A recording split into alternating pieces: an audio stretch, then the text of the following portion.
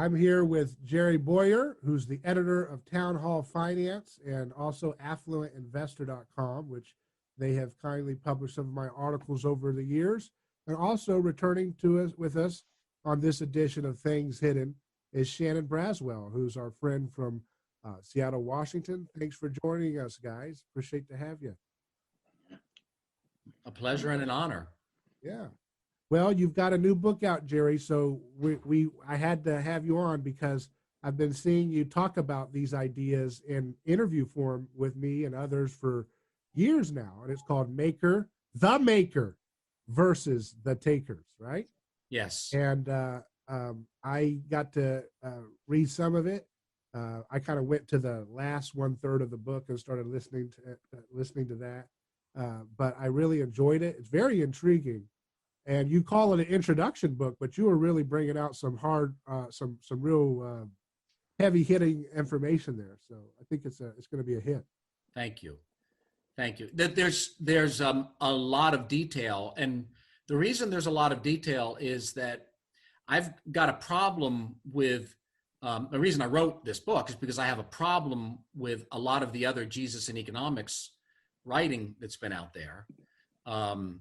Because I feel like what people are doing, have been doing in the past, is taking their best ideas and seeing if they can hang them on Jesus, right? And for some people, their best ideas, for like the academic theologians of the 70s and 80s, it was socialism, sort of Sandinista, Cuba, revolutionary socialism. And so those academic theologians, one or two of them are friends of mine even, but I think they were agenda driven.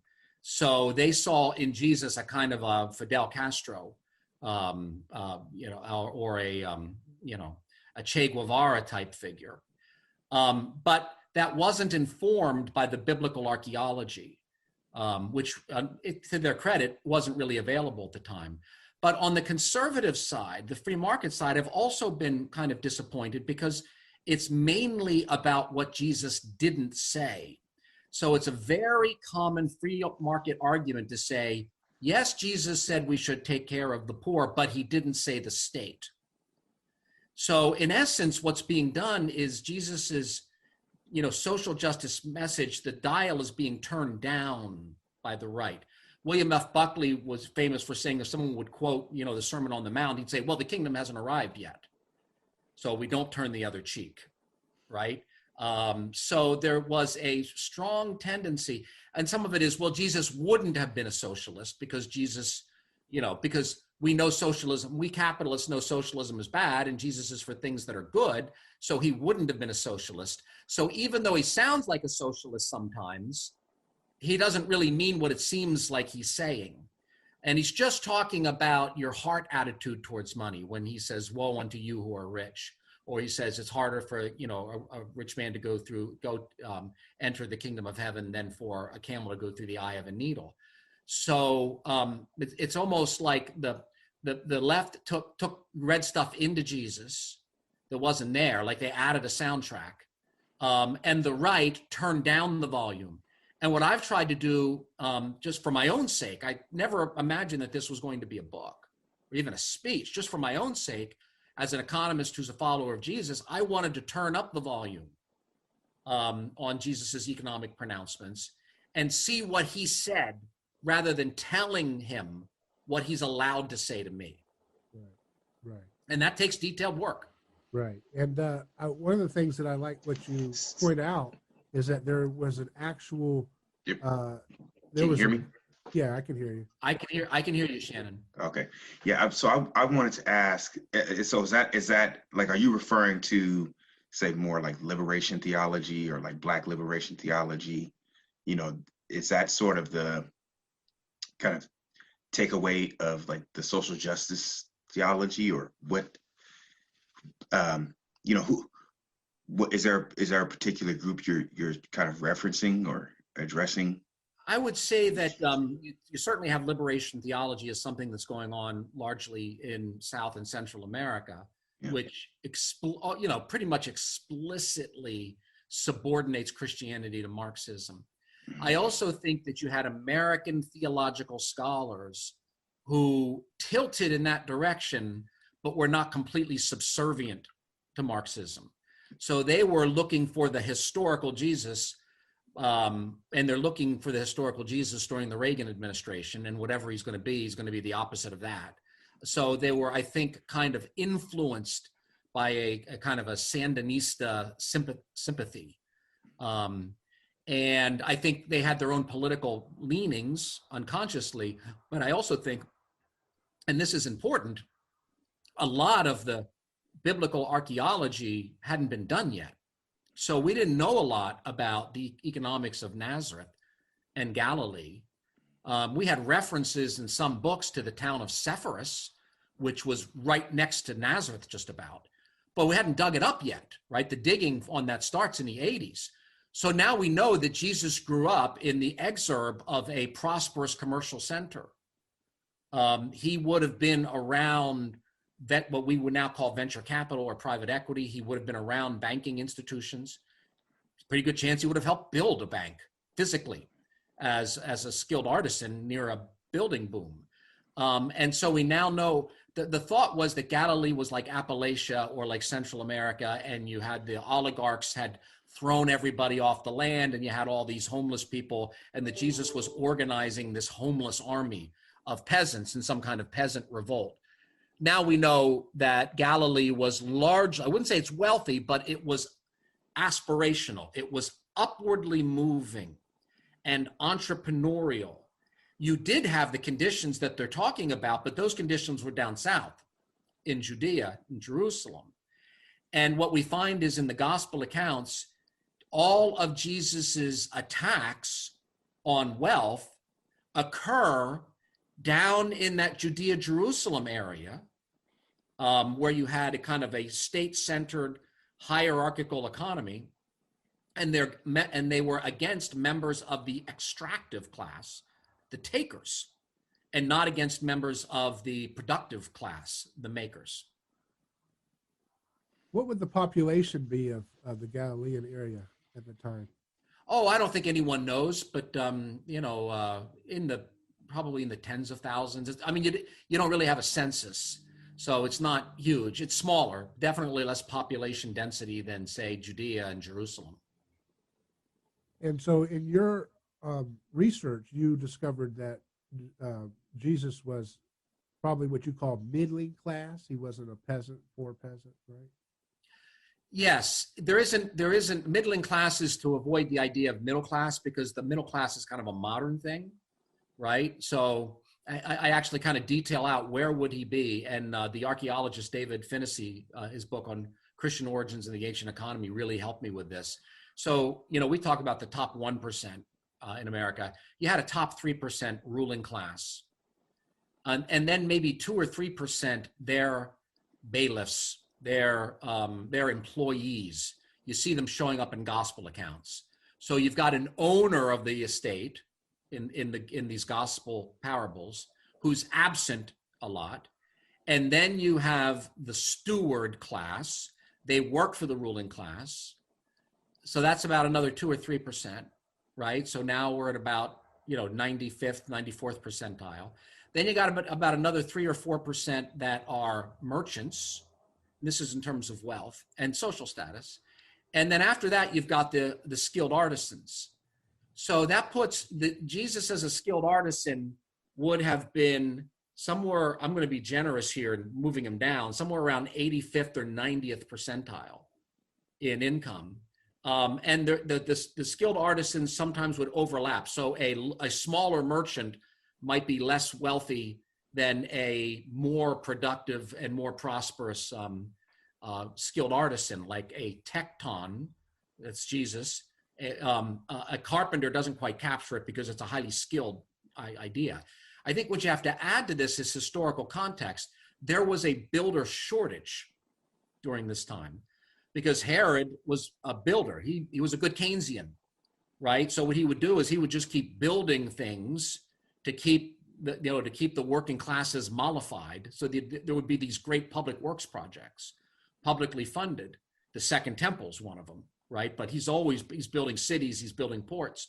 And so there was a shortage of skilled artisans. So you actually find efforts coming out of the Herodian administration, job training, to turn laborers, to train them into becoming skilled artisans because there was a shortage. And these skilled artisans would move around to where the work was, right? So we have this idea of Jesus there, like, working with his foster father, Joseph, fixing doors. I mean, there's actually, I think it's a Peter Bruegel painting of Jesus fixing doors. I mean, how many doors do we think there were in Nazareth? Maybe 100 households. I mean, you just can't stay busy with doors all the time, right? Or a few plows, and it wasn't even mainly a plowing thing. They were mainly olive oil. So there'd be some, maybe some fixing of olive oil presses. But the big work would have been there in Sepphoris, where they're building a whole city from scratch.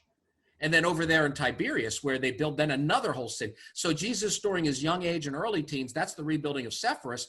That's commute distance from Nazareth.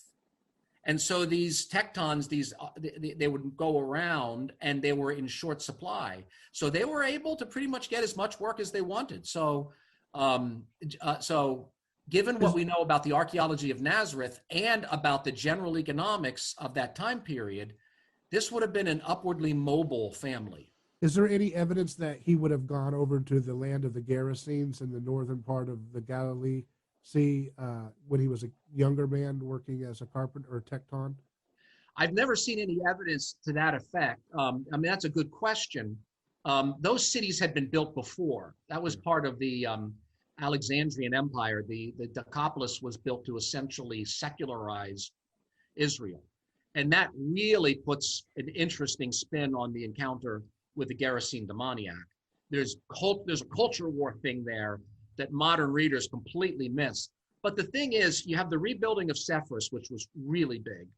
And right after that, you have the rebuilding of Tiberias. So I think Joseph and son could have been completely busy working overtime, double overtime, just within walking distance, without going over there into the Gentile territory. And it's not clear where Joseph would have been on how much he would have wanted to have gone into Gentile territory, because that would have been a controversial matter among the sort of Pharisaical, conservative, culturally conservative situation in Nazareth. Would Joseph, his father, have voted Pharisee, so to speak?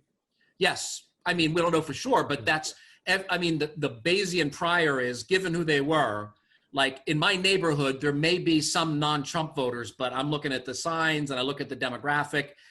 Certain demographics are Trump voters, and certain demographics are never Trump voters. Jesus's family background would have been Pharisee, so it would have been suspicious of foreigners, but pro entrepreneur, pro working with your hands. That was such an important factor that even wealthy rabbis, when they became rabbis, took on a physical artisan skill. It was high prestige compared to Greek pagan philosophy, where people who work with their hands were considered inferior, almost non-human, right? That the Semitic attitude is very much in favor of that commercial and physical building. Aristotle said the top science is theory. The second science is leadership, politics. The bottom science is techne, building things.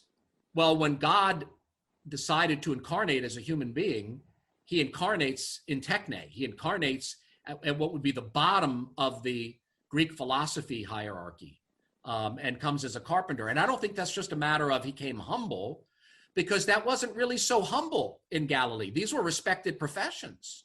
I think it's because that probably reflects most what God is. He himself was a master builder.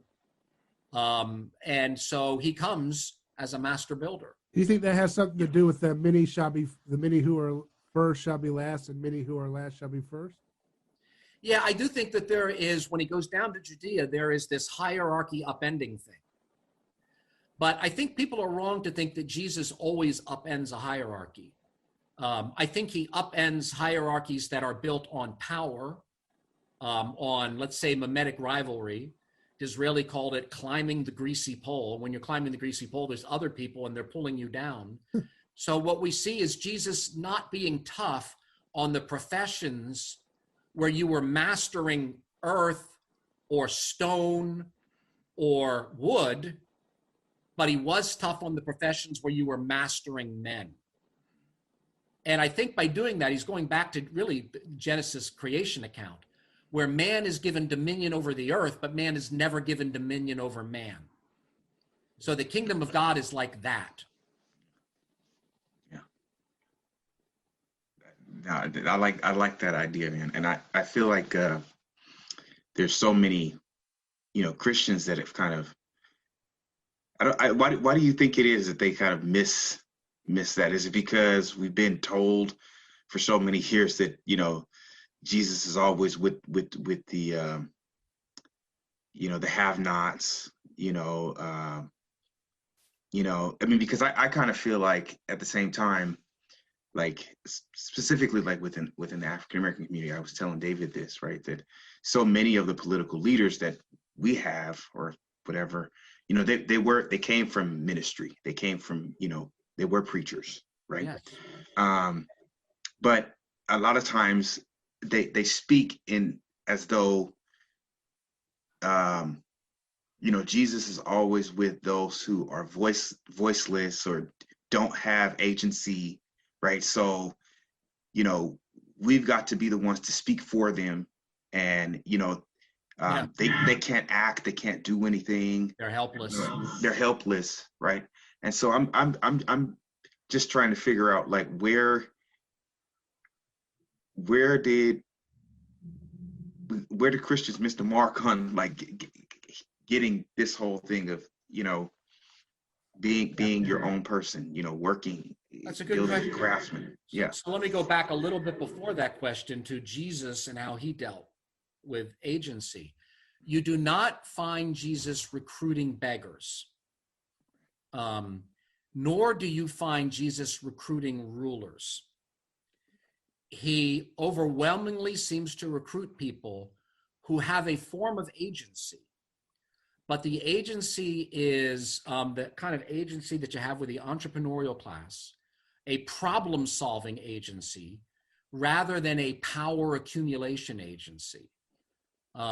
So there's a certain type that gravitated towards him and that he gravitated towards. I mean, he got to choose his followers.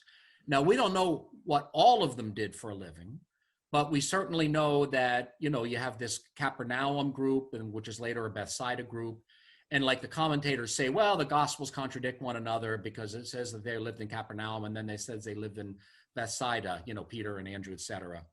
Well, no, they didn't contradict themselves. You could cut your taxes by moving from Capernaum to Bethsaida.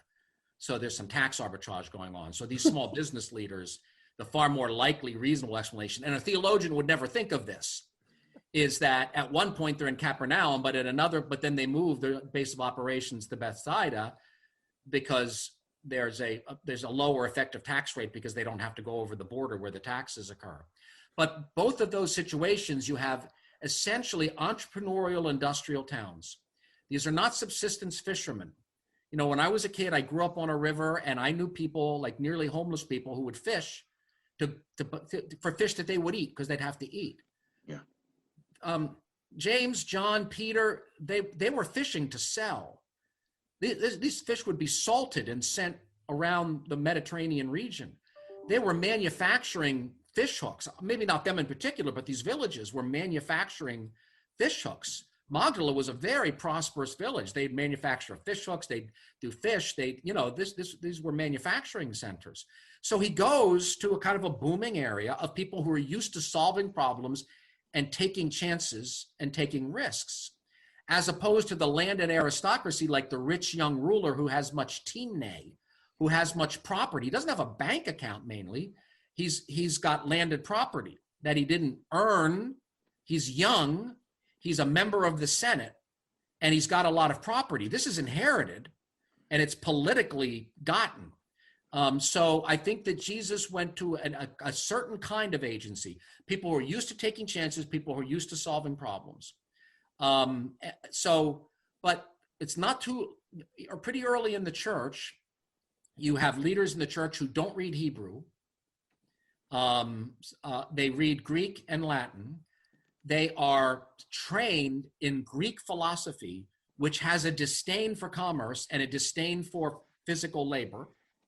And so they can't hear that Jesus, right? And there's even like a little anti-Semitism. Well, the Jews believed in gross material prosperity, but all those Old Testament passages about commerce are really just metaphors for spiritual prosperity, right? So they take a Greek metaphysics and a Greek political philosophy and put it together with a Hebrew monotheism and a Jesus salvation. And then the further away you get, the further away they get from that message of Jesus. And then the church becomes hierarchical. So what you have are people, who are into the hierarchy. The problem, and then they start pointing the finger of shame at merchants. The problem is, to the degree that Jesus is pointing the finger of shame, it is at people who use religious authority to extract wealth. He's shaming the shamers in some sense. And so I'm not saying that an entrepreneur can't be greedy. All I'm saying is Jesus didn't really seem to do a lot of talking about greedy entrepreneurs, none that I can find, except maybe a general statement about, the deceitfulness of wealth. But all of his personal confrontations are with greedy politicians and greedy religious leaders. And it seems to me that hierarchies are maybe more given to greed than problem-solving entrepreneurial types of professions. So do you think it is because of, there's a little bit of the philosophical, the Greek philosophy induced into Christendom that has kind of corrupted Christ's message or Jesus' message when it comes to wealth? Is that? Yeah, I think that Christianity converted the Hellenic world. It converted Rome, but Rome also kind of converted Christianity a little bit. And what happens is you get a little, this is getting obscure, but you have trade growing up, and then you have the Salamanca school in the late 1400s, which starts to become free market, but then that kind of dies out. And what happens is in the 14 and 1500s, you have persecution of Jews by the Catholic Mediterranean countries, especially Spain, and they end up fleeing to the Netherlands, and they bring their Hebrew Bibles with them and their knowledge of the Hebrew language, and they start teaching Hebrew.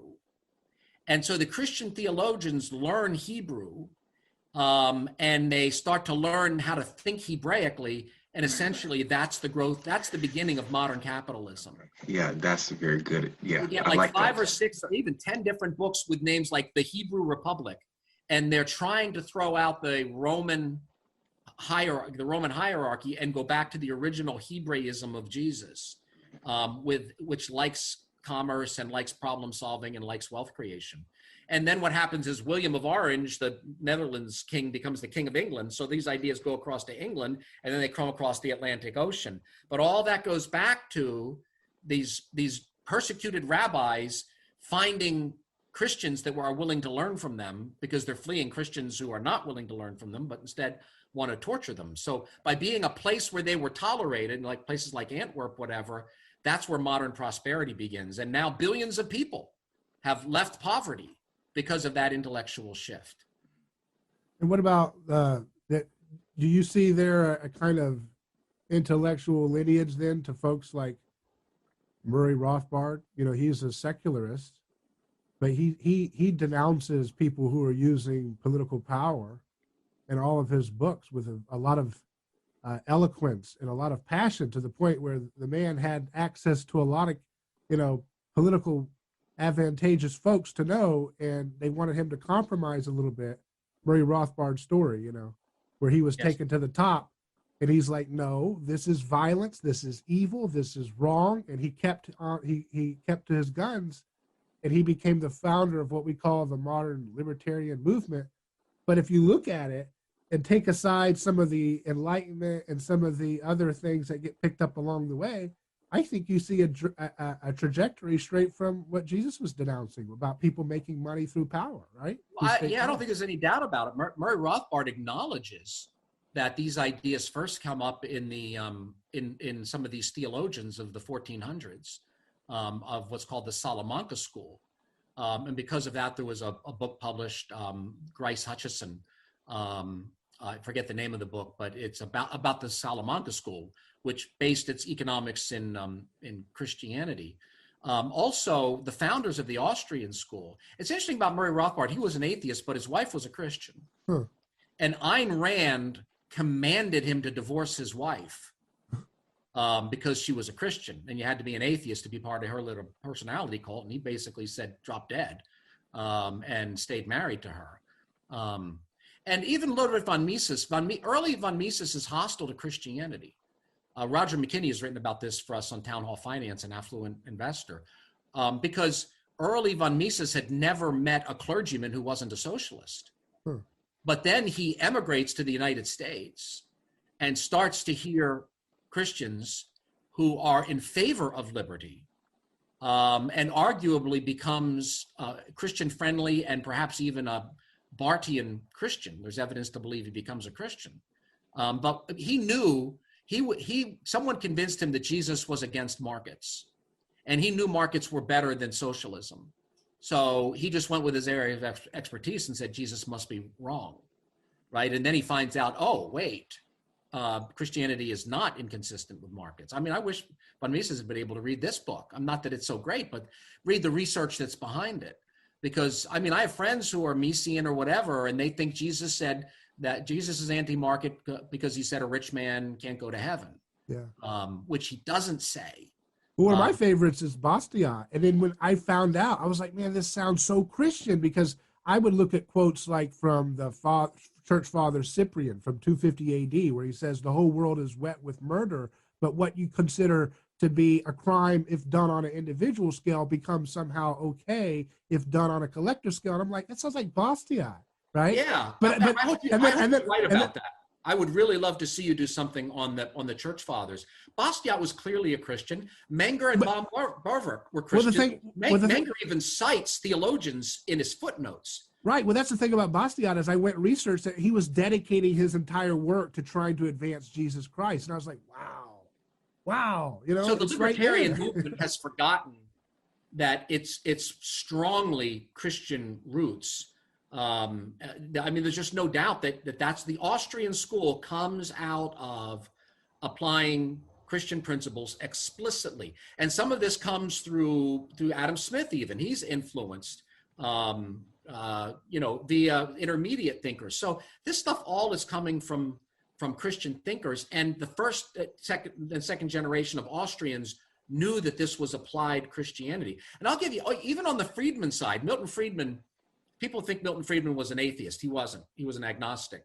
My friend Bob Chittister was the guy who produced Free to Choose, and Bob tells me that that Milton Friedman talked him out of being an atheist. Milton talked Bob Chittister out of being an atheist into being open-minded, which is an agnostic. But the most influential teacher of Milton Friedman was Jacob Viner, and he wrote a book called Providence and the Social Order, which grounds his economics in the church fathers and in 15th and 16th century theologians who were arguing that God blessed the human race by spreading out his resources across the world, forcing us to trade with one another, that this was Providence's way of increasing the love and peace in humanity. But these are arguments that are coming from theologians from the beginning. They're picked up later by Immanuel Kant, who himself was kind of a Christian, like personally Christian, but intellectually Enlightenment. But these arguments don't start with Kant. They're come from before. And it's like the reason why the liberty arguments are not having as much sellability, I guess, as we'd like, is the same reason why the crowd chose Barabbas over Jesus, right? They want the violent revolutionary movement on the right or the left, rather than the Christian way, which is a nonviolence, right? Because that's what I see. I see the liberty movement as basically an attempt to try to, rationally explain the nonviolent way of Christ, right? And to explain it as it relates to our exchanges and how we're to conduct ourselves with people. And Barabbas is representing of the violent political impulse of the crowd, right? Barabbas was a political, the earliest gospels say that his name was Jesus Barabbas. So you know, that book, A Tale of Two Cities, which is about Christianity. I see the original story as A Tale of Two Jesuses, right? Right, you've Barabbas, got a the Sidney violent Jesus. Carton who's someone substituting, right? Right. So The and there's earliest, the earliest gospels say that his name was Jesus Barabbas, Jesus, son of the Father. So you got two Jesus, sons of the Father. yeah. So this is important. We've talked about this before. Bar-Abbas is Aramaic for son of the Father.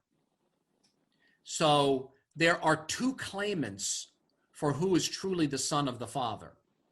One claimant brings a way of peace. One claimant says, he who lives by the sword will die by the sword. I don't think this claimant is a pacifist. He says, go buy a sword when you're going to be out on the road. But they say, okay, here's a couple of swords. He says, that's enough. In other words, it's not a revolutionary movement, right? It's not the militia guys who are planning to overthrow the federal government. It's people just, it's dangerous out there. You're going to be doing a lot of traveling. It's good to have, some way to protect yourself. Barabbas, another son of the Father, but it's a fake son of the Father. He's really the son of his father, the devil, right? Who was a murderer from the beginning. He wants a different uprising. And it's really interesting. The word, if I say the word uprising, that has a political connotation to you, right? If I say the word resurrection, that has a religious connotation to you. But they're basically the same word. An anastasia is a again or upward standing. So the word for insurrection is very similar to the word for resurrection. So there's two different visions of the Son of the Father. There's two different visions of how to resurrect the society. One is burn it all to the ground, like what we're seeing from the revolutionary movements out there in the streets now. You're seeing it, Shannon, in your hometown. But there's another revolutionary movement which does it through nonviolence, except for justified defense, which I don't even think we should call violence. And Israel has a referendum, 33 AD. They have an election, 33 AD, Passover, and they choose the path of Barabbas, and they Barabbas and Barabbas and Barabbas again for the next 40 years until they become so violent, it's ungovernable, and Rome comes and utterly destroys that society, which Jesus warned. He said that Jerusalem would be destroyed within one generation. And of course, the fake news people try to say, well, that's why the Gospels were written after the fall of the temple, because they want to discredit Jesus's accuracy in predictions. Yeah, I mean, the problem is they said that early on, but then we keep finding these earlier and earlier little, scripts of the gospel accounts, and it's really hard to make the argument that this stuff is later. And that's an argument. They're just making that argument because of prejudice. They just don't believe that Jesus could have predicted the future because they don't believe he was divine. Whereas because they believe the state is divine. That's what it's all about. They have a God and they worship the God of the state. That's what the fake news media worships. Yeah, and another problem with these people is, well, what do they do with the prophecy of Daniel 490 years earlier? I mean, are they going to say that was written in the 2nd century? That, they said all this stuff would happen within 490 years. I mean, you just got too many prophecies that are 1,000 years old already. So, I mean, that way it's just, that's a denial of the true Jesus. And it's not surprising that the same people who do that with the Jesus text are the same people who try to create a Jesus revolutionary, a violent Jesus revolutionary. They want to suppress the historical Jesus, but tap into his prestige by making up a different historical Jesus. One who didn't speak for God and one who wants us all to take up swords and kill our neighbor. So they're choosing the Barabbas of the text as well. They're choosing the Barabbas, and we all choose Barabbas. I think every time I'm really conflicted about voting because I think I don't want to get into that, but I think whenever you're hiring someone to do something wicked on your behalf, like inflate the currency, rob the widows by printing trillions of dollars out of thin air by the Fed, I think you're choosing Barabbas, and I have a hard time with voting. It's really I don't want to get there, but so I'm trying to basically say we all choose Barabbas. We all choose the wrong Jesus over and over again in our lives. But well, let me say this much in favor. I think that every person of conscience ought to at least wrestle with that question. Yeah. Now, maybe prudentially you say we're lessening evils. Where they land, may the Holy Spirit guide them in that decision. But I think as a man of conscience, that really is a question that should be asked. can you vote for anybody if everybody is for different forms of violence? Or if another is, how bad did the two choices have to get before you say none of the above? Exactly. Yeah. Now, I'm not going to say, because I'm thinking of this as meat sacrificed to idols, I'm not going to say how people should vote. Right. I'm just going to lay principles out there, and then they'll be guided. But I don't see. I'll go this far. I don't see how any Christian can vote in this election enthusiastically. I don't see how any Christian can go to the ballot and look and see what's there and say, "Wow, this is great." I mean, they may not all be equally bad, but there are serious flaws in both parties right now. And I think both parties are arguably, in some sense, getting worse when it comes to violence. Jerry, I want to ask you real quick. Do you see the revolution? Because you were trying to, I like the way you were comparing uprising, which is what Barabbas wanted to do, with resurrection, right? And I was thinking how they're similar words, like you said. Yeah. Do you see that's kind of going into a Girardian lens for a second? Do you see that there's a myth-making attempt to create a god, right? Like William Wallace is kind of like a demythologized god in our history, right? And so if you go back far enough, Barabbas could have been the William Wallace of his time. It could have been a kind of an attempt at instituting a new sacred. Do you see revolution and the overthrow of an existing scapegoat king as the same thing? Yeah, Barabbas could have been killed, and he could have been a martyr, or he could have been a scapegoated king. And instead, as René Girard taught us, Jesus becomes the first scapegoated king who is accurately identified as a scapegoated king. Right? I mean, to me, that is Girard's chief insight. A lot of kings were killed. A lot of Oedipus, whatever, were killed, and then they make up trash talk about them later. Well, he had sex with his mother, and he did all these terrible things. That's why he had to kill him. But he's up there in the constellation now. He's like Mufasa from Lion King. Like Mufasa, right? Exactly. This is ancestor worship. So I do think that now Judaism was maybe a little more resistant to that because it didn't have quite as much of a history, because it actually had the scapegoat story. And by putting the scapegoat story in the Torah, you arbitrarily choose one goat over another and send them out into the wilderness. And I think part of the message of that is the goat isn't really guilty. I think that the scapegoat ritual in Judaism is actually an undermining of scapegoatism, right? As opposed to the pagan world. That's new that's Girard. That's not me.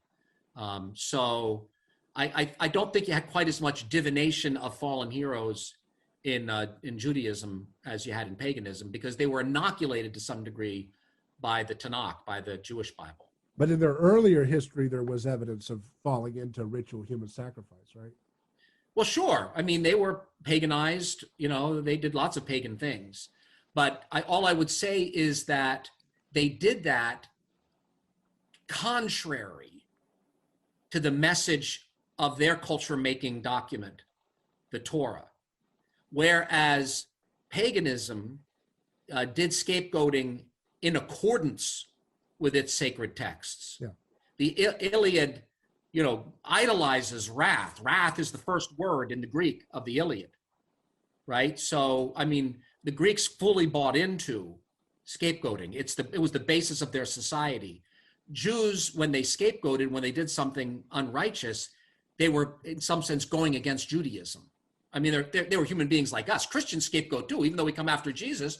We went and killed Jews in the Middle Ages, right? And I think it's either Peter Thiel quoting René Girard said that Christians in the Middle Ages look back at the Gospels and they said, those Jews killed Christ. We would never do anything like that. And then they killed Jews. Right. And then in the modern age, the atheists look back at the medieval Christians and they say, those Christians killed Jews. We would never do anything like that. And then they kill Christians. So none of us are immune to it. Well, that's what Jesus talks about when he on his way into Jerusalem. He's riding a donkey and they tell him, tell these people to be quiet. And he says, I love this. I discovered this thing and it blew me away. Because I always heard that was a, like the way you think of it in a Sunday school, when Jesus says, when they are silent, the stones will cry out. I always thought that was like zippity doo-dah, like psychedelic. Jesus saying the stones can have a little mouth and they'll sing, and it's really trippy. Yes. That's not what he's talking about. He's quoting Habakkuk chapter 2, who's a prophet who's condemning a wicked king of his time who had fallen into pagan practices. And he says, woe to you who founds the city on bloodshed. The stones of the walls cry out. I see that as a direct reference to immurement, the practice of sacrificing human beings into the stonework of buildings. And so who better than the stone-mason Jesus himself to condemn them and say, I know what's in your walls. I built these walls, so to speak. I know what's going on in here. There's dead bodies in your plumbing work, That's a really brilliant find of yours, the stones crying out, because cities were built on human sacrifices. I mean, the first story you learn about the founding of Rome is Romulus kills Remus, which is basically a retelling of the Cain and Abel story. But Romulus is the hero of the Roman story, but Cain is the villain of the Torah story, right? And so the stones cry out. I mean, I know you've written about that, and I hope that you'll write more about that, because that's really important. That's the foundation of the city since the time of Cain. Literally there's blood under there. And even if you don't have human sacrifices, we have federal buildings built on the blood of slaves. And I think we have to be really careful about our civil religion sacralizing these. I mean, now that's different than whether we endorse mob violence tearing down federal monuments. That's a different question than to look and say, wait a minute, how were these built? Were these built on blood? Was this in some ways the founding of the city of Cain? And there's an interesting point. My wife just passed me a note about it. We've been studying that Cain and Abel text recently. The rabbis point out that, God says, your brother's blood cries out from the ground, which opened its mouth to receive it. But the original Hebrew doesn't say blood, it says bloods. It's plural. So that, but almost all the English translations say blood. And it's not like it's a collective noun, because usually dam is singular, when blood is shed. And they're arguing that this was an ongoing conflict, or some argue that it's speaking for other generations, next generations. So maybe like Abel's descendants who will never be born. But I would go a little bit more Gerard and say that the blood of Abel, the bloods, that Abel stands in for all of the innocent victims throughout all of human history. All the bloods are crying out in one voice against Cain. And Jesus basically says the same thing. The blood of the blood of the prophets, from righteous Abel to Zechariah, that these all cry out. So in some ways, that's a bookend. The bloods cry out in Genesis 4, and the bloods cry out in Matthew, in Matthew, I think 23, or Luke leading up to, I forget exactly where that is, the Abel to Zechariah, but just before they decide to kill him. That's the triggering event. And you have this bookend of the bloods, the stones. The world was soaked in blood, and it cries out, and eventually that cry, Cain is given an option. You can conquer sin.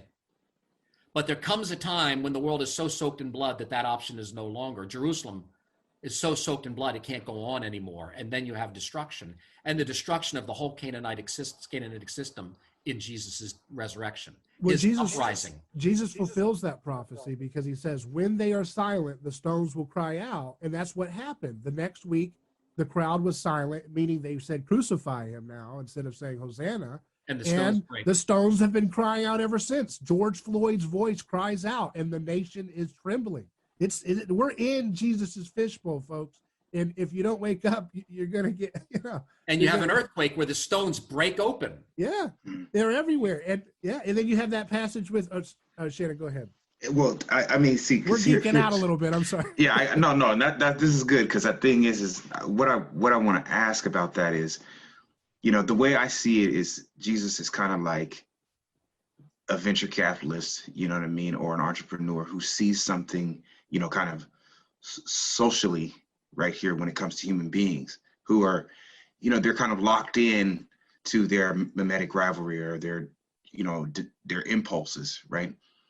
And he's trying to it's like somebody coming to the new world who sees this group of people and, you're trying to help them figure something out, right? Or you say, okay, look, I found these certain minerals and I know that these minerals have properties that have like, that can help medically, Yes. or something like that, right? Right.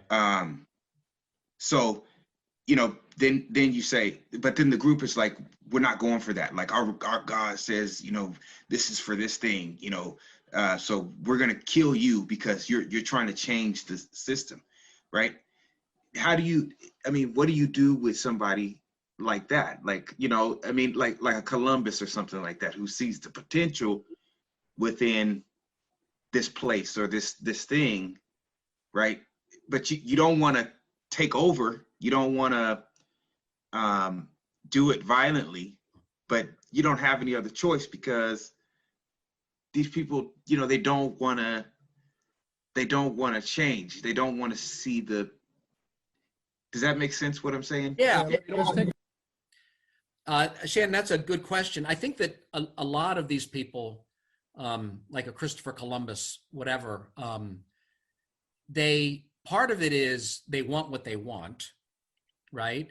But part of it is they might not even know there's a better way. So, let's keep in mind sort of the historical background of Columbus. We have the great mimetic rivalry of the Middle Ages is Christianity and Islam, and it centers in Spain. And right after the Reconquista, when the Christians took back Spain, right after that, in Portugal, right, then that group sends Christopher Columbus to the New World as a way to beat the Muslims by finding like a trade route around the Islamic choke points. So, I remember when they hit us on 9/11, I was a radio host that day, and somebody said, well, why did they do that? We've got nothing to do with them. And I said, don't you understand? We are part of the Reconquest. We were founded as a part of the Crusades. We're like a mistake that happened as part of a crusade strategy. So that world was so imbued and imbibed with violence that I'm not sure that Christopher Columbus would have ever heard Jesus's actual message. And remember what I said about what happens with Jews leaving and going to the Netherlands. They're driven out around this time period. So you have an authoritarian Christianity that's torturing Jews and proto-Protestants, and sends Christopher Columbus out. So yeah, it's a mixed heritage by far. But I also mentioned to you the Salamanca School around that time. These are the first free market economists in history, and they're Christian theologians. They're also writing books against the Columbus stuff. They're writing books like the Indians, like about the Indians, and they're arguing that Indians are humans and made in the image of God. Therefore, you can't take their property, you can't take their land. So, because the argument at the time was because they're heathen, they don't have human rights. And these theologians, so the same people were making the anti-imperial argument, making the anti-discovery doctrine, which is if you discover it and it's a heathen who owns it, you can take it, are also making the free market argument. This is similar to the argument that if they're not Americans, the constitutional protections against things don't apply. So you can torture U.S. citizens you can torture people and do all these terrible things because the Constitution only applies to Americans, which I disagree with. Yeah, right. Well, the text of the Constitution is clear. There are certain privileges of citizenship, but then there are rights that imbue to all, quote unquote, all persons. Right. So no, you can't just do whatever you want to foreigners. So that's in the keeping of the Salamancan school, right? You're saying, would that be? It is, and conservatives who are supposed to be textualists go back and simply ignore the text of the Constitution when it talks to certain protections that are protections of all persons. I'm not saying everyone there are privileges for citizenship, right? So foreigners can't vote in our elections, for example, right?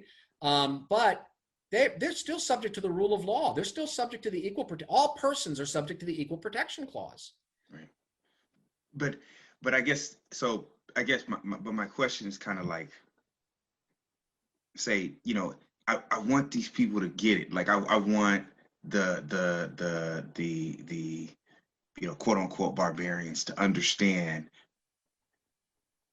that I know what this material that they have, the potential that it has to like save humanity, but I can't do it by force. I can't force them into understanding that. So am I supposed to just say, okay, look, whatever, like I can't get it, they're not going to give it to me or whatever, and I give up?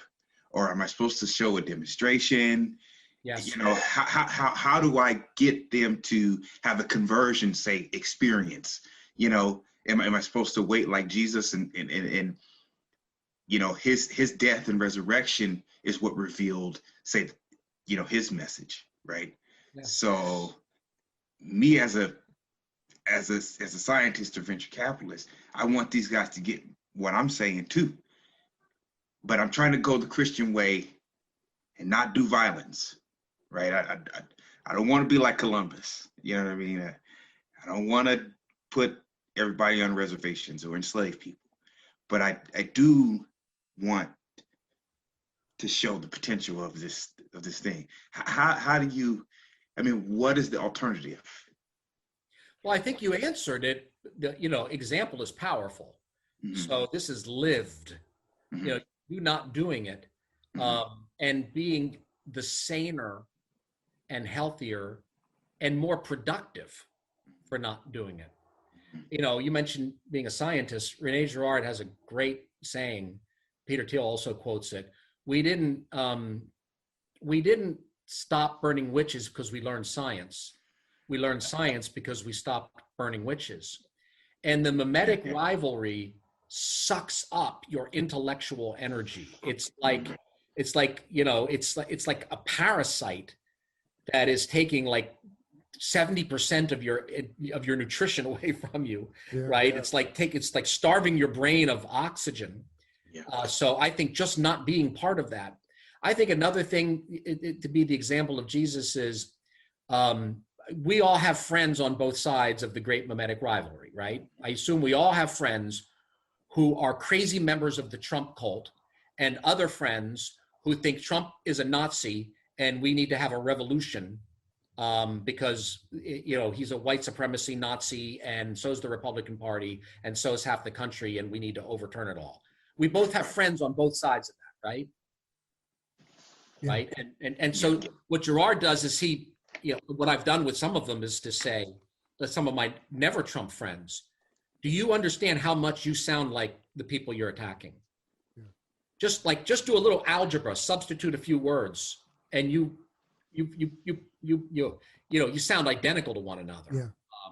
If you showed video footage and you took away the color chrome or something like that of mobs yelling at each other, and you turned down the sound, you couldn't really tell who's who, right? They're essentially symmetrical towards one another. I think another thing you can do relationally is, to the best of your ability, stay in relationship with both sides. So the picture I have is Jesus on the cross. They had a mimetically riven society, the Sadducees and the Pharisees, right? Both kind of sort of had a demon possession. And I sort of think of Jesus on the cross. He's got an arm out. He's holding on to something here. And he's holding on to something here, as if he's holding on to political camps, saying, I'm not going to let go of the Sadducees, and I'm not going to let go of the Pharisees. I'm not going to endorse Sadduceeism, but those are humans. Nicodemus is a human. And I'm not going to let go of the Pharisees. I'm going to get rid of Phariseeism, but Simon the Zealot is a human, and I'm going to hold on to them. And even the fact that he's stretched out from top to bottom, the top of society and the bottom of society. The cross is almost a vision of Jesus not being willing to let go of left or right or top or bottom, we holding on to the souls, to the human dignity of all of those camps, and in some sense, by not letting go, reconciling themselves in him, in his heart. And so I think we do that. So I read stuff on social media that really makes me mad. And I'm sometimes tempted to say, we're done because of the things. I will say we're done if you waste my time all the time. I mean, you just can't spend all time on social media. Right. But I'm not going to say you're done because of a position you've taken. I've got good friends. I've a friend who sees Trump every day. And I have another good friend who's the chief never Trumper among conservatives. And I'm going to hold on to both of them so that when the madness passes, there's an intact relationship where we can say, okay, do you understand there's an off-ramp from this demonic conflict? Because I think that a lot of people, mostly women in my experience, are like done and they want an off-ramp from mimetic rivalry politics. And Jesus offers that. Well, Jerry, that's what I want to get to, because I mean, there's so much in your book, and let's see, we won't be able to cover it all, but I do. One of the things you said near the end of your book, I want to kind of unpack with you. You talk about, basically, you present this question about, you can have a big God or a small government, or you can have a small God and a big government, right? And the thing for me is, you're looking at the mimetic rivalry is so toxic and so ugly. Precisely because I believe, whether we like it or not, I think Jesus is killing the state, not just America's state, but all state structures at various degrees in history. And I don't know if that's his intention or not, but I think as long as we keep doing statism the way we're doing it, we are doomed. And the thing for me is, like, it's not about like cut government 90%. I'm not saying we have to cut anything. I'm saying we have to repent of government itself, because, it's not about whether I want it or not. Maybe I want a big government. Maybe I want a Reagan era size government. But at the end of the day, that's not what's going to hold, because these mimetic rivalries are the natural consequence of an institution that is built on sacrifice 2,000 years after Jesus said it's finished. Yes. If you try to keep sacrificing people 2,000 years after the king said stop, you're going to sow a lot of hell on earth. And yes, I'm not sure exactly how to land this plane, because I sound like an anarchist, but I don't understand how you can keep states going with like this, because the more they sacrifice, the more they become this toxic hellhole. The ones that are most infected by the cross tend to be like this, Well, yeah, and Jesus didn't found a state. I mean, he could have, right? So we have state given in Scripture, right? The Torah has a state. We have Romans 13, which it's not clear that it's endorsing the state, more like arguing against violent revolution against the state. I think what we do is we renounce violence to the degree that we're able, and then we let the Holy Spirit and Providence take us where He will. I think that another thing to add here is that I think the state fills in for the gaps of the church. Yeah. So to the degree that we don't involve ourselves, say, in racial reconciliation, to that degree, the state's going to do, restitution in the form of a welfare state, for example. To the degree that we don't care for the poor, to that degree, again, welfare state. To the degree that we don't disciple the nations, to that degree, we have armies that deal with the problems that come from hostile nations. So I think that the state lives in the gaps of the church. And the bigger the gaps, the more state. So Jesus, it's pretty clear he was trying to build something different. And I would argue that Jesus learned. We got to reconcile ourselves with that. He was a human being. Yes, he was God incarnate, but the human being learned. Well, he learned a culture in Galilee, entrepreneurial, village-oriented, decentralized network culture. And guess what he does? He forms a community that's entrepreneurial, decentralized, problem-solving network. So it shares, but not by compulsion. It's not open to everything. If somebody is doing harm, you talk to them. You take somebody else and talk to them. If they don't listen, then the community says, sorry, you can't be part of us anymore. So there are borders to it. It is a kingdom, but it is essentially, I think, that he's taking his Galilean peasant wisdom that he learned from his mother and his foster father and his culture, and as God perfectly interprets it and reinterprets it, because he changes things about it. The Galileans were very suspicious of foreigners, but Jesus isn't suspicious of foreigners. So he changes, but Jesus starts humanly with a pretty good base.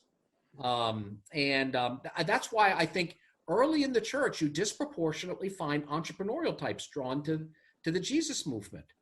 You've got a lot of, the people used to think that the early Christians were almost all slaves. They weren't. They were freedmen. They were former slaves. So what's a freedman? A freedman is a highly productive slave who buys his way out of slavery, buys his wife and children out of slavery, stays in a relationship with a former slave owner who's now a client voluntarily, and builds a business. And we find evidence that in the early years of the church, a disproportionate number of people like that were members of the kingdom movement. Then, of course, we all go Roman, right? And I'm a clergyman, and when I put on my robes are based on Roman robes, right? And I'm really not crazy about that, because, the Christianity becomes kind of hip, and it moves from the freedman class up into the upper classes, and then the nobility, and then they make it their own. And that's where you get Christopher Columbus from, or the worst of Columbus. I mean, Columbus was in this context a hero. I don't want to bash Columbus, but let's face it, there were really serious falling short of the biblical standard. That's where you get Freeway Ricky Ross, with the CIA introducing crack cocaine into LA to pay for the Iran Sandinista issue. How about that? Yeah, that's a Christian nation. How many Christians voted for Reagan to do that? Uh-oh. Yeah, and did Reagan know? Did they know there was a better way? Did Christopher Columbus ever read the Gospels? Was it ever read to him, the actual Gospel accounts? Was it an accurate translation, or was it the Vulgate, which had already bowed to some degree to Rome? I mean, they didn't know.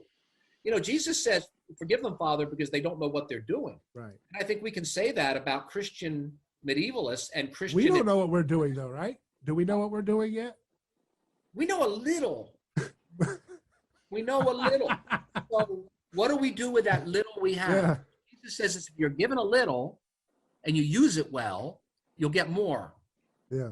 So what are we going to do with the insight? Rene Girard, as a kind of late-day church father, has helped us understand Jesus. Because this isn't about Girard, this is about Jesus, right? So because he knows anthropology, he's able to shine a light that's like there's something going on. Like, we think of the Gospels as like a theology book, but it's really a pop-up book, right? So as an economist, I'll throw this in, I'm looking at the book pops up, I'm looking at the economic layer. Right. But there's also an anthropology layer that Girard talks about. So he was able to help us understand Jesus better. So what do we do with a little bit that we know? If we do more with that, I think we'll get more. What you point out, there's a few things I want to leave with. You point out in the book that there was a boom, there was a bubble economy going on during Jesus' day, and then it basically, there was a boom bust cycle that took place that culminated with the destruction of Jerusalem, right? There was a bust. Right? You have a bust taking place. You have an economic contraction, very, very much like 2008 and 2009, taking place throughout the entire Roman Empire. After Jesus was killed, or before? No, just before. Okay. During. Depending on your date for the crucifixion. So if you hold to the traditional date, 33 AD, the worst of the financial crisis is 33 AD. And the financial crisis actually started in the Middle East and went to Rome. So you have a financial crisis going on, and Pontius Pilate was politically aligned with the banking houses. So they were weak, and Pilate was weakened and frightened, so he gives in to the mob. So you say in the book that Caesar killed his benefactor, right? Yeah. Yes, his protege, right. His protege was Sejanus, who was tied in with the banking. So what happens is Sejanus tries to kill Caesar. There's a plot, right? Caesar kills Sejanus, but then he starts attacking the banking families. And that causes an economic contraction. And Pilate has lost his friends and he's lost his money and he's afraid. So he gives in. And so you usually have scapegoat events, or you often have scapegoat events when there's an economic crisis. So Caesar comes along with easy money and does away with the financial crisis with easy money. What you have in Jerusalem is you have easy money for the next essentially 40 years. And so debt is increasing. And then in 65 AD, the big building project is over. The temple is done. The public works project is shut down. We enter the bust period. 40,000 people are laid off, according to Josephus. And so now you don't really have a middling class anymore. The thing that some theologians think Jesus was leading, the artisans turned homeless rebels, really had happened. Artisans really did turn homeless rebels because we had a boom bust cycle. And then in 66 AD, we have the beginning of the real organized violence. And guess what's the first thing that the mob does? It burns, or kills the high priest and his family, and then it burns down the public records building. And Josephus said they did that to curry favor with the debtors. So we have a deflationary debt bubble bursting. The mob burned down the notes, the vanguard. It's always the vanguard, right? The peasants don't really do it much. It's always somebody, speaking in the name of the peasants. Wow. So the Sicarii, the organized, the community activists, the armed community activists. Oh, the McWoke. The McWoke. They burn down the public records to curry favor with the great mobs of not yet violent debtors. So were they a little bit elite? They were rich, the ones that started, or no? It's hard to know. Certainly there are elites, right? Because you've got rabbis who are leading in some of this movement, et cetera. And you also have artisans, because artisans led a lot of these social movements. And there might have also been homeless people. But my point is, this is an activist class. Right. Part of it's made up of political elites who lost their power to Rome, et cetera. So this debt cycle is going on. There's all this economic stuff going on in the New Testament, and we don't know it because we don't know the history. Like if I tell you a story and I say, well, a rabbi went to Wall Street and he had a conversation with a guy wearing a $4,000 suit who went into a big building, you would know. I wouldn't have to tell you, this guy works in finance. You'd know the background, or it's Wisconsin in overalls, or it's Gucci and it's a K Street in Washington. That's a lobbyist, or someone in a Prius with a t-shirt but who lives in a mansion. That's Silicon Valley. That's a tech person. We know those associations, but we don't know Lazarus from Bethany or Zacchaeus from Jericho or Capernaum. Or we don't know those associations. We don't know the rich young ruler. But Matthew doesn't even tell you he's a ruler, because the Jews who Matthew was written for, they knew this guy well enough. It's Luke who tells you he's a ruler, because Luke's writing for the foreigners. So Luke's saying this guy's a member of, he uses a word for like Senate or city council. So Luke tells you that. So you have a lot of this revelation in Luke, because he's bothering to explain things. Like he's bothering to explain Judaism, right? There's all this background. So if I wrote a novel for you about a rabbi traveling around America and talking to people about money, and he says something different to the overalls person than he does to the Gucci person who's like standing in, who's on K Street, or the Madison Avenue person, you'd know that context. I wouldn't have to tell you. Well, the New Testament's like that too. Every one of these stories has a backstory. The wedding of Cana and the stone jars, that was their industry, stone jars. And they exported it all around Galilee. And there's a whole story that we don't have time to get into, but it's theologically and economically rich, that the stone jars are part of the story, right? Because stone jars were more isolated from the Gentiles. So you could be more sure that you remain clean if you use stone glasses rather than if you use ceramic glasses. So there was a booming industry in stoneware, because the Galilean Pharisees were paranoid about contact with the unclean. So, and that was a boom industry. Their industry was built on screening you from Gentiles. And so, you would stay there in your little stone atmosphere, not touching Gentiles. And Jesus is basically showing it's not until the water comes out of the isolation that it turns into wine.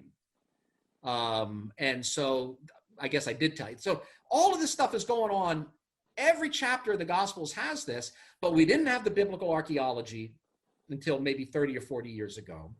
And we don't have economists who study theology or the original languages, and we don't have theologians who are economically aware. So all these things, the Roman historians have known about the great Roman economic crisis of 32 to 33 AD. I mean, there's all sorts of stuff written about it, but the New Testament scholars don't know about it because they're not Roman historians. Yeah. So they never bring 30, they don't say, wait, 33 AD, did you say?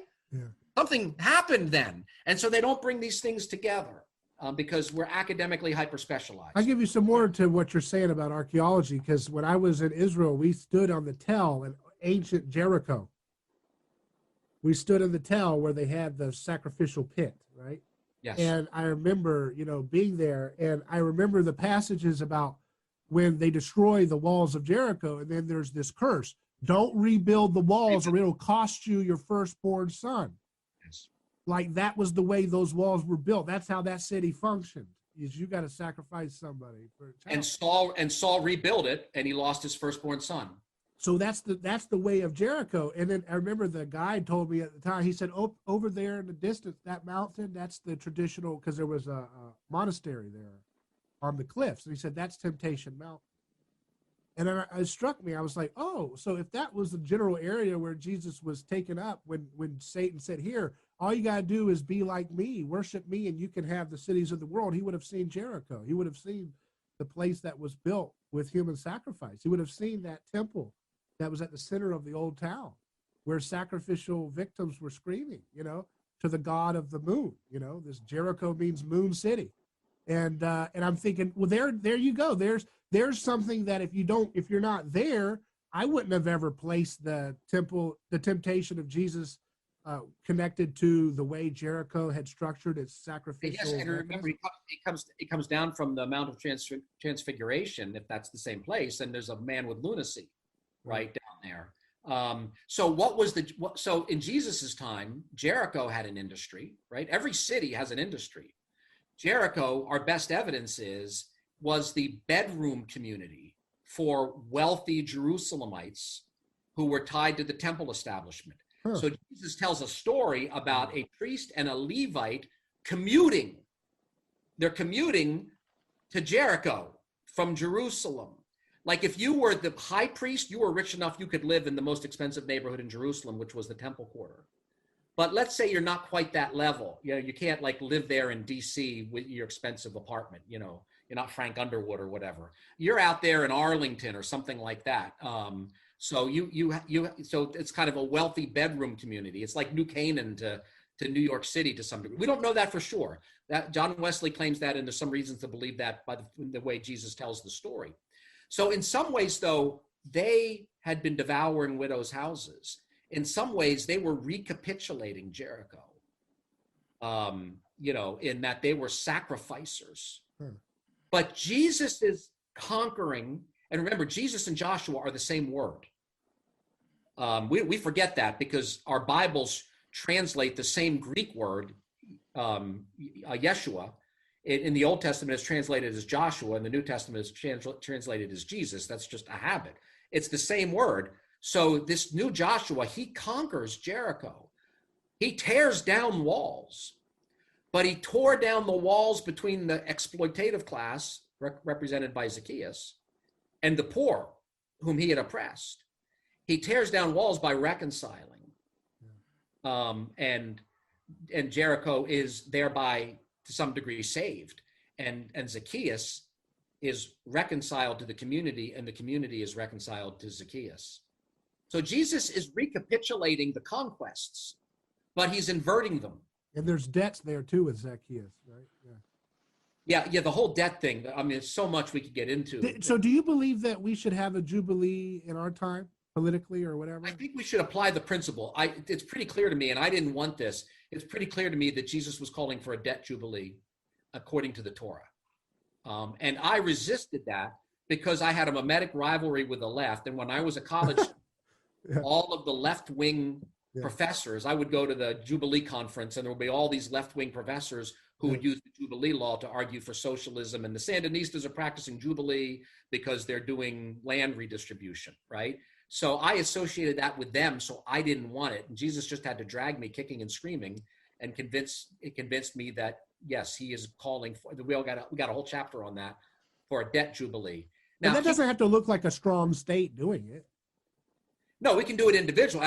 He's calling for voluntary, I think. And there's also something, I don't think you could just do it from the get-go. Like if you lent me money and we didn't have a debt forgiveness rule, and then we changed the rules, you have been stolen from, right? But if from the beginning we understand that debts won't go more than 7 years, then you're not stolen from. You're understanding the risk of default.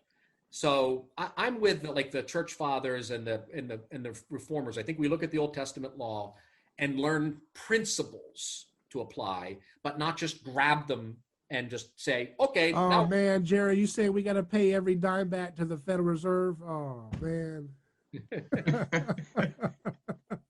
Well, I do think. Are you telling me they're going to get their pound of flesh after all, Jerry? They're going to get pounded. A lot of us are going to end up giving flesh. But I think that Jesus's debt warnings are very relevant for us now. Well, that's what I'm saying. Like, how do we deal with this? Because isn't this the pressure cooker environment that we're in? The millennials want to riot. Gen Z wants to riot. They want college debt forgiveness. They want free healthcare. They want it all. They're pissed. They're angry. This country, we're in the same place that Jesus's time was in, So yes. How do we do this debt forgiveness stuff? How do we do this? Declare bankruptcy? That's what I advocate. Yeah, except they get rid of college debt in bankruptcy, right? I mean, the government and the schools really watched out for their own. As much as these universities talk about social justice, they got themselves a serf class. They lobbied and they got themselves my sister-in-law went to her grave still paying student loans in her 50s. So there are people who are paying student loans out of Social Security. Now you can talk about whether debts should be forgiven or not, but I will not listen to one more woke university professor whose cottage, whose vacation home is essentially built on the sweat of college students and a promise which was broken about how you'll make an extra $1 million a year just by having a college degree, by glomming together computer programmers and French majors to create that indefensible number, doing what no financial company would ever be allowed to do in terms of promising a return. They built that, and then they made a special rule that, well, even if it doesn't work out for you, you're ours forever. But Jerry, I want to go further with that though. I mean, you're saying we can't do debt forgiveness, because here's the way I look at it. You've got our system is, because you put by the way, I highly recommend everybody read this book, Maker versus Takers, because you put some really fascinating context into what's going on, and I highly recommend it, because you talk about the idea of sin and the fall and how there's this connection between being in debt, which is what we call beguile. You call it beguiled. Yes, when the woman says the serpent beguiled me, that word is the same root word as debt. Right. So how can we go soft on debt, Jerry, if we're Christians, if that's tied into the fall in the serpent's kingdom, right? Is this idea that we've been beguiled in many ways. The Federal Reserve System is a diabolical system. It's wicked to the core. It's evil. And they create money out of thin air. They set the price of interest rates. They set the price of money in a predatorial way. And then they have fractional reserve banking where they are legalizing counterfeiting, where you put in not even less, it's less than 10% now, basically the idea was for every dollar you have on reserve, you can loan out $10. Now it's even less than $1. So that's criminal, man. How can we expect all these poor working class people on the left and right say, you shut up and pay your debts? I love Dave Ramsey, but at some point we don't need to pay this crap. It's a scam, man. It's a scam. They don't have the money. They create the credit.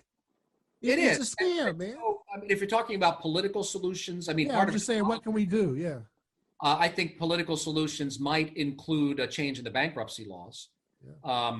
I think that regulators ought to take a really close look at the student loan system and the universities who are the beneficiaries of it, as possible financial fraud.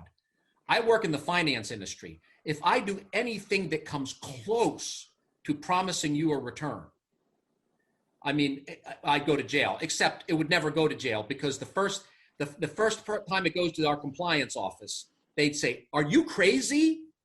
You can't publish this." But you've got loan officers out there and college recruiters going around there saying, "You make an extra, it'll make you $1 million if you get a college degree." That sounds like fraud to me. So maybe, I mean, these universities have gigantic endowments. Maybe they should own that student debt and then forget or renegotiate it. I agree with that. I think that's I don't think it's a big state solution. I think that force and fraud are matters of the state. I'm a more libertarian than anarchist, and I think there was fraud here. And I think we really ought to, explore how this might be done. Of course, the Jesus solution was that you forgive debts individually, but he also, I think if we really understand what's going on with some of the parables, especially the parable of the ungrateful steward, where he says, make friends with unrighteous mammon. My friend Tom Wright has convinced me that partly what's going on here is that Jesus is saying, you're all part of this wicked economic system and you're in it and you're making money off of it. Take that money and use it to build a network. Take that money and do righteousness with it and build a community so that when it falls, which the temple in Jerusalem did, you will have more permanent habitations to move to. Now, I know that everyone thinks that that's so that when the world falls, you can go to heaven, and maybe that's foreseen too. But I think there's a reasonable argument that there's also a lot of this is about the fall of Jerusalem and about the end of history. We don't have to limit it to this, but we've interpreted everything about the end of history, right? As opposed to the fall of Jerusalem. I think that Jesus is giving Galilean peasant advice, which is, look, this temple money's going. This is not going to, this property is going to be worthless. But if you take that money and you build a network around the Mediterranean and you build other places and you build friendships, and build essentially a mutual society, then when Jerusalem falls, you can flee to Perea, or you can flee and there'll be some place for you to go where you can live out the rest of your life in peace. So I think that's a pretty good strategy for us. We're in the Fed system. I'm not going to say I'm not going to use dollars because dollars are evil. We can't go out of the world. We're in the system.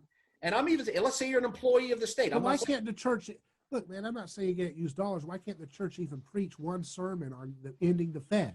Why do we have to make this such a nuanced little Ron Paul thing? It's not Ron Paul. It's what the church should be saying. The Fed is an evil institution by any Christian standard. And why can't we talk about it in the pulpit? Why do we have such a neutered church in this country? We can't say anything. Because theologians don't study that stuff. They're like unaware of that stuff. And let's say you have some of them who are aware. Their business model is dependent on, they've got a monthly nut, right? Especially the mega churches who are frequently in debt themselves. Creflo right? Dollar. What's that? I said Creflo Dollar. Yeah, and even the ones who are not so bad. I mean, even some of like the best of them, still, they've got a business model, they've got staff. If they preach a sermon that's going to cause half the congregation to leave, then they're laying off staff. I mean, they're riding the tiger. They don't know how to get off the tiger. Yeah, I had a nice advertiser tell me, they somehow got on the Fed and I was telling him my views on the Fed. He said, hey, we love the Fed. Our business depends on the Fed. Don't go on that. I said, man, I'm just getting started here and I'm already seeing the pushback, Don't talk about the Fed. I'm just an advertiser wanting to, I think the Jesus answer is we're in a corrupt system. They were in a corrupt system. You're going to make money in that corrupt system, and it's going to be tied to corruption. But Paul says you can't go out of the world. So it's what you do. So you don't participate in the crime, right? But you don't have to leave every institution. You're working down at the county courthouse. You don't have to quit, right? But also, you're not going to go out there and engage in criminal activity. You're not going to put your knee on someone's neck. And maybe you don't lock up a first-time nonviolent criminal for 55 years like the people that come on my show. Maybe you don't put that lock on the door when you're right. You in don't. You have some prison. discretion here, right? You can kind of work within the system. Yeah. And Jesus is, I think, saying take that and build the next system, because that system's going to crash. So what I long for, partly this book is about this, to have a community of people who want to tap into Jesus's Galilean model. Let's do it. And that's a network. And we reinforce one another and we have one another's back. Yeah. And when the system falls, we're a network into which we're a net into which people can fall. Let's do it. But I hope you're not trying to create a multi-level marketing scheme, Jerry. No, not I'm just just teasing you, man. I didn't even want to sell the book. I know. I'm just messing with you.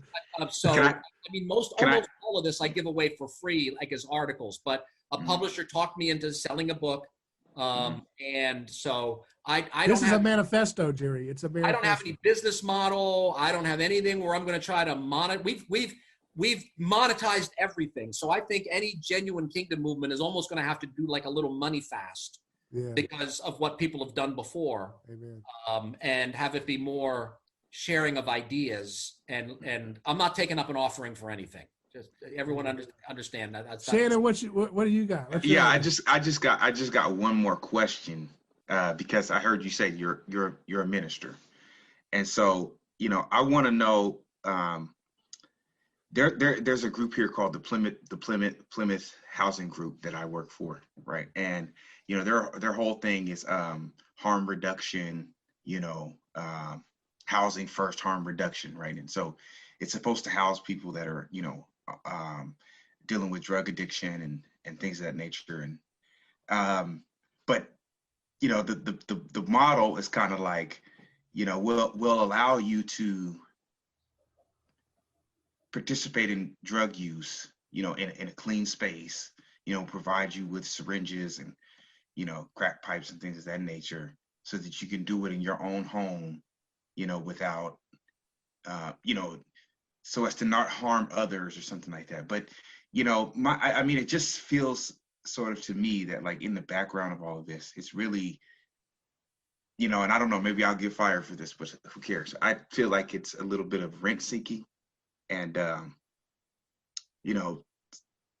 like slumlord kind of stuff, and I mean, I'm not trying to say that there aren't people that are in the establishment that believe in that model and think that it's a good thing. But I also feel like they're kind of, it's manipulation, what I mean? Because you're not actually trying to help them move away from that lifestyle. I kind of feel like the people here in Seattle who live in the city, they're just trying to get them out of the street because they want to be able to take their families downtown without having to see them. Yes. Right. They don't and want so they don't want to see, yeah. And, or they don't want them to come to their neighborhoods, and start camping out outside of their house. You know what I mean? And so, I mean, I just had to get that out there. What, can you tell me what you think about that? Well, I let me make a more general statement, which is that the less biblical wisdom we have in our society, or the less biblical wisdom that we have exercised in the past, the more we'll face trade-offs between worse and worse decisions. So the focus, I think, on harm reduction, I think is understandable. So I think harm reduction sometimes is the right way and sometimes isn't. But the fact that we are forced, just like in politics, that we are forced between such poor choices is a commentary on how much we've dropped the ball in the past. And so, Jesus, it's interesting. You never see Jesus taking sides with one political party over another. He calls it a wicked and adulterous generation. And almost everyone I know who's in the culture war thinks that you have a wicked and adulterous Democratic Party because it's atheistic and it's homosexual and it's Black Lives Matter and it's all these things. It's Marxist, it's wicked and adulterous, right? And then the liberals say this is a wicked and adulterous Republican Party because Donald Trump bragged about adultery and because he did, because Playboy and all this other stuff, and all these religious leaders are simply ignoring that for proximity to power. And they're both right. They're both right. Just like in Jesus's time, he says, beware the leaven of the Pharisees and Sadducees. Think about that. Equivalent, beware the leaven of the Republicans and Democrats. And boy, it's I know people talk about woke. For me, that's awakened when you see how far short they are of the actual Jesus approach. And you get out and you don't give your heart to it. And maybe you cast a pragmatic, prudential vote. Most of my friends are going to vote for Trump, and some of them are going to say this is the best president in history, and say things like the greatest day in my life was when he was elected. And some are going to say, look, I just don't want him to get arrested for being a Christian. I understand there's a lot of problems. He's the worst, he's not as bad as the other, right? But I think it's such an off-ramp and such a relief to just listen to Jesus and say, beware the leaven of the Pharisees and Sadducees, and then influence each of them to the degree you can in the right direction. And to the degree that the leaven of the kingdom comes, even though it's a small pinch in the beginning, grows and grows and grows, it pushes out the leaven of the Pharisees and the Sadducees. And then if we really are faithful, we might have really tough choices between Republican and Democratic candidates that are getting better, or between one branch of libertarianism and another, or the solidarity. We might get a virtuous cycle of better and better cultural choices. Yeah. I was just daydreaming about that earlier today. I was like, man, I was daydreaming like, wow, what if our only opposition was just the corrupt Republican Party and all those spider webs of corruption and big soy and big corn? I was like, man, that would be enough of a problem. Then I was like, but then there's that whole other mountain, that whole other nihilistic ideology. And I was like, man, this is so exhausting. But this is why I think we land the plane here. Because Jerry, I want you to give us some advice about some specific things we can do to build that network, because people need it. This is a dire time. This has been a very tough year. And for someone like me, I've been following politics and commenting about politics since I was 17 in public space. And I mean, this has been a tough year for me to comment. It's very hard to do radio under these circumstances sometimes because it's so dark and it's so hopeless, and people feel isolated. Even here in my own life, I don't see friends as much because of this thing. But it's not just the pandemic. It's just like they've baked in an isolating spirit into the culture now. But I want to leave two things. Shannon talks about how we need to build chemistry labs at church. Churches need to invest in chemical labs. They need to be doing science. They need to be a place of a community science lab doing experimentation and publishing papers. I said, that's a brilliant idea, Shannon. I like that. So maybe that's part of this new building project. But what's the building project look for you, Jerry? Just tell me, what do you dream? What do you want? Even if it sounds weird or wild, just tell us what you want to see.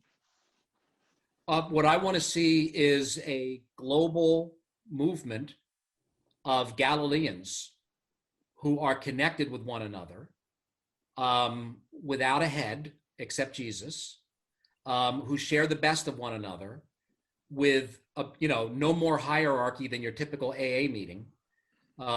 Just someone to say, oh, I call this meeting to order, and then someone to say, does anyone have anything else to say? That where the Christian community, whether it's in a church building or not, is the place where everybody comes to believe that they can go there for actual life wisdom, for actual truth.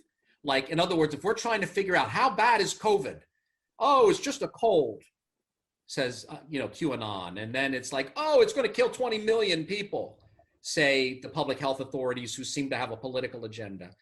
Who's the honest broker? I can't find the honest broker. Historically, sometimes even the medieval church has played the role of honest broker, where they have this discursus process where someone comes in and they make the argument, but then they make their own counter argument to their point of view.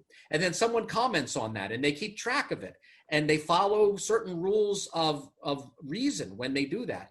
So I would want that community to be the honest broker. I would want it to be the entrepreneurial center. It was in the past. The non-hierarchical churches, the Industrial Revolution comes out of entrepreneurs from the non-hierarchical churches, who the Church of England, the Episcopal Church, looked down on, right? They were anti-slavery, pro-trade, pro-entrepreneurship. That's how economics got named the dismal science, because the elites saw this group of entrepreneurial, nonconformist Christians who were arguing against slavery and for trade, but these elites made their money off of tariffs and slavery. So they thought economics is dismal because it's going to end our way of life. So this has happened at points in history to recapture that. Maybe it's inside a church building, maybe it's outside a church building. You know, we start it now, and you know what? There are going to be a lot of empty church buildings when churches are allowed to open up again. A lot of them aren't going to open up again. There are going to be a lot of empty buildings because they had a business model that was barely sustainable without losing a year of revenues. So maybe move in and start over, or maybe people are so jaded about the church building, they're not ready for it. And it's home churches. And we love each other and we share wisdom. And the church becomes the honest broker, the entrepreneurial, Galilee, a global Galilee, a global village was what McLuhan, talked about. He was very animated by a Christian vision. We can have a global Tower of Babel, which is what we have now. We have Sauron, except we're watching Sauron rather than Sauron watching us. But still, that tower, has hypnotized us, and it goes down. And when I think of Galilee, I think of the Shire. And when I think of the Jerusalem that Jesus is confronting, I think of Mordor. What we have to do is just avoid the temptation of the ring of power and be Shire folk. So you are an insider, though, in Evangelical Inc. Do you see an opportunity for us to actually build that within what we have around the church proper right now in America? In the same way that there were some priests who bought into Jesus's model, but the temple system couldn't. And in my opinion, Evangelical Inc. can't. So let's call it the evangelical celebrity industry. I don't think it can, I don't think it's going to change. I think it has to crumble. I think the fall of Jerry Falwell Jr. is part of that process.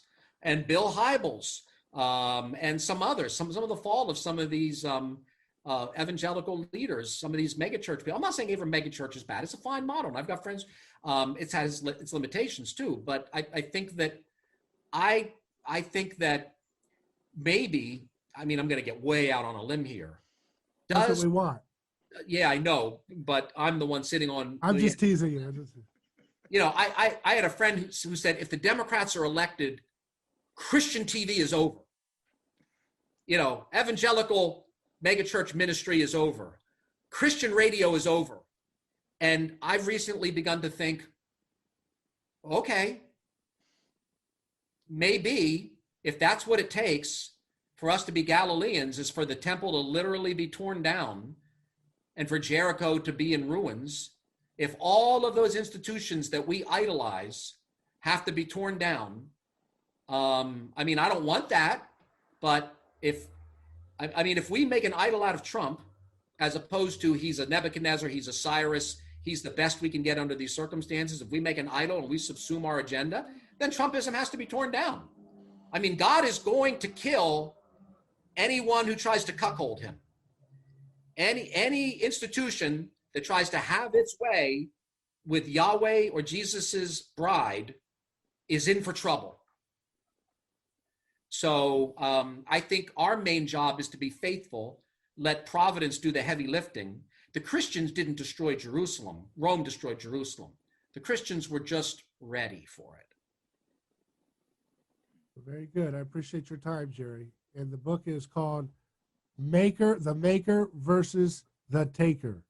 So check it out. It's available for pre-order, or it's available probably, it comes out tomorrow, right?